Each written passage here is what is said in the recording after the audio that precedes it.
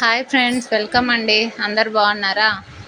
ఏంటబ్బా అనుకుంటున్నారా? ఏంటి వీళ్ళు హోమం చుట్టూ తిరుగుతూ ఉన్నారు, ఏందబ్బా కట్టెలు పట్టుకొని అని. కట్టెలు కాదండి అవి అవి అనేది ఆ నెయ్యి వేసే స్పూన్స్ అనమాట, చెక్కవి.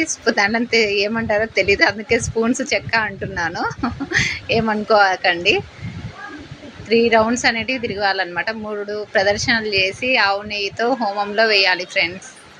హోమం చేశారు. ఎందుకబ్బా హోమము అనుకుంటున్నారా మీరు? ఆ హోమం ఎందుకు అనుకుంటున్నారంటే, నేను ప్రజెంట్ ఇప్పుడు నంద్యాలలో ఉన్న ఫ్రెండ్స్, అమ్మ వాళ్ళ ఇంటికి వచ్చినాను.